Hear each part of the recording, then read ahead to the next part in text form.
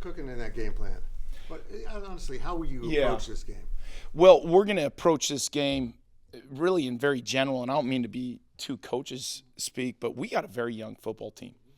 And what we're looking to do is execute at a really high level, play extremely fast, and look to improve. And guys, I understand that you're going to say, boy, what a BS coaching answer that is, but that's the truth of it. We certainly want to be efficient and physical in the run game. We want to create completions and get the ball in our playmakers' hands. How do you feel about the way that Pastore and Line Gang were able to push some of the quote-unquote first group?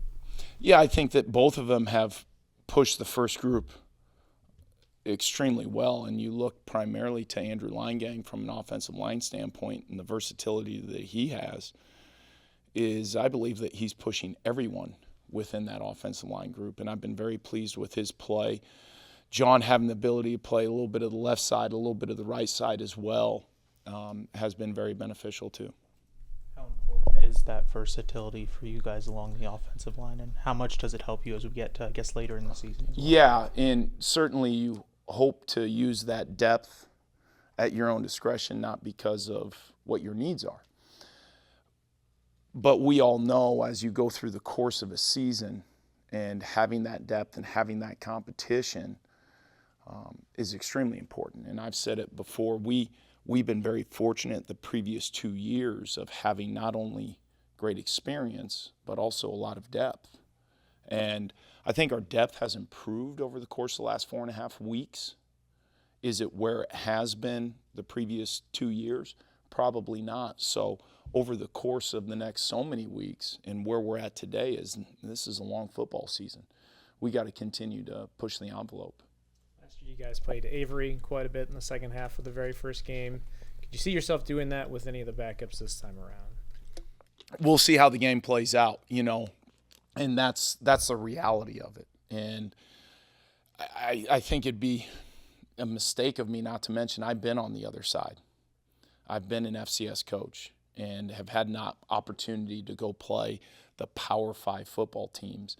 And with Coach Kleiman's background, my background, some of the other coaches' background, it's certainly not something that we're sitting there going to say we were fortunate enough last year against Southeast Missouri that we were up a significant amount going into that second half that allowed us to create some of that depth and allowed us to get some of that game experience. But, we're going to kind of play that out as we see it.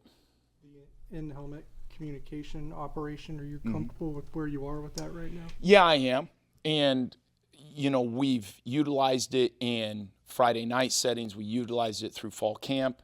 We utilized it a little bit this past spring. How that communication is going into week 1, is that going to be different in week 5, week 6?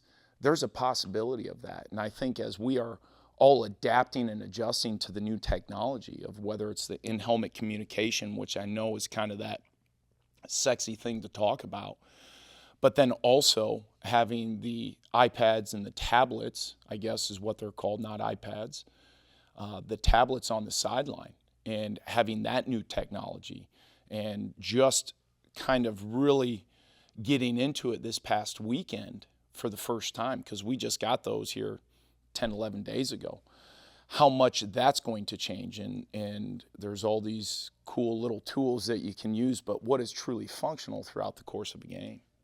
It's the first time we've seen you since Camden made his announcement. I guess what was your initial reaction to that, and how has he settled into his new role for you guys? Well, obviously my heart pours out for that kid. And this has been a battle that he has had since roughly about this time a year ago. And he exhausted all of his options, guys. He really did. And what I mean by that is the surgery, which was a pretty invasive surgery that he went through. And that was pretty significant, and worked his tail off to get back. And subsequently, when he came back, he started having some of those same pains. I know Mindy and her staff did a tremendous job of giving that young man the opportunity. When we had the conversation, we talked about big picture in life. And it's one of the things we talk about quite often as coaches, because kids, us as adults, sometimes we can't see further than 3 to 4 inches out in front of our face and what his quality of life could be moving forward.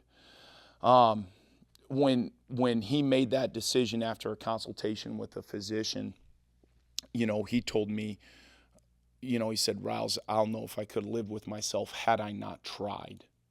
And I really appreciate him for doing that. Now, how he settled into that new role, he's going to be up with me in the press box, and he has done a phenomenal job of adjusting to this new role.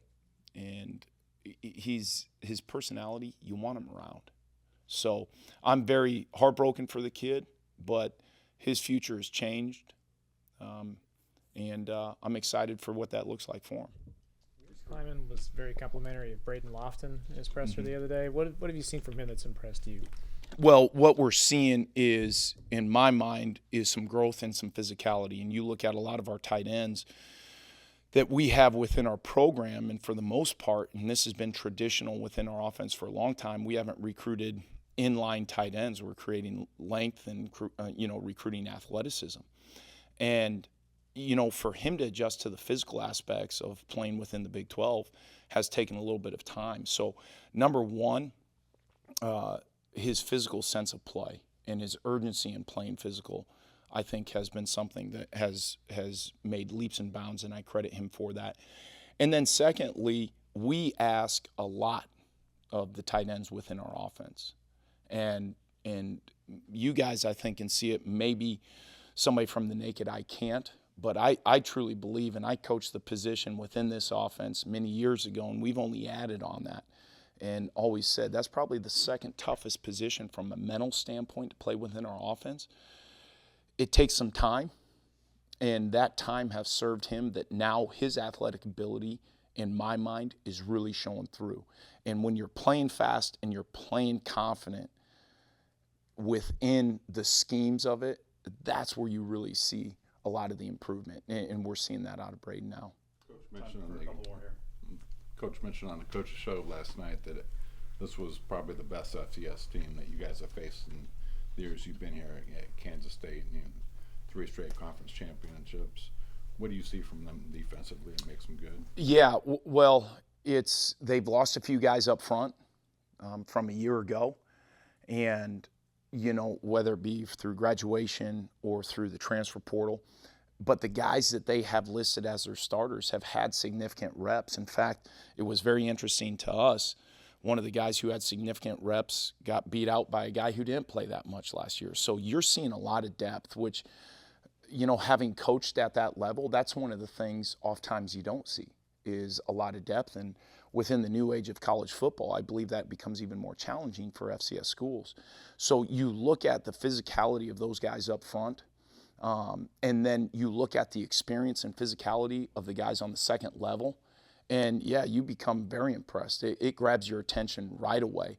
And you're looking at, linebackers who are grad transfers. You're looking at physical guys who can run. And it's been most definitely a challenge in game planning. And I know our guys are going to be ready for the challenge this Saturday night, and we're not going to make any bones about it. It is going to be a real good challenge. They moved, I think, one of their best corners. They moved to safety, so it will tell you a little bit about what kind of coverage guy he is, and but then also what he can do within some of those run fits and from that athleticism and his physicality. And I think that's a great testimony to him. Last one here, Fitz. What percentage of your playbook would you say is stuff you inherited as opposed to stuff you've put in, or maybe Coach Wells has put in? Yeah, and I've kind of, Fitzy, I've talked about this a little bit. A lot of the things that we have within our playbook have been an evolution, for as long as I've been in this system. And, so there's a lot of that, but there's nuance. And whether it was, Tim Polasek going back to 2014 within this offense and how it evolved at that point, to Courtney Messingham in 2017 and how it evolved at that point, to Colin Klein and how it continually evolved over the course of the past 2.5 years, to now myself in this role and with the assistance of Coach Wells and the other coaches, there is going to be some new stuff. And what we did and what we looked at is saying, okay, what in addition can we bring into this offense that ultimately fits who we are and what our identity is? So could I give you a percentage? I guess I haven't dissected it that much, but my daughter was telling me last night she's doing a project on decimals. So as soon as and she's got to be creative with that, and I'm laying in bed with her last night, and she's asking me, and I'm like, boy, oh boy, how do you become creative with decimals? I'm going to try to find that answer out. I think we just found what the plan is for my daughter's 5th grade project. Here for the homework. You know, there ain't no doubt. Going in on. One request before you leave. Could Please. you do the same thing Courtney did on the first possession of his time at K-State and run like 24 guys on the field in one possession? That was fantastic. Yeah. I don't. It was. You know, our personnel groupings have evolved since then. The changes in the play clock rules, Fitzy, have changed since then that have made it a little bit more challenging as how hard, you know, that I know. I apologize to disappoint you. I really do. Yes, I do.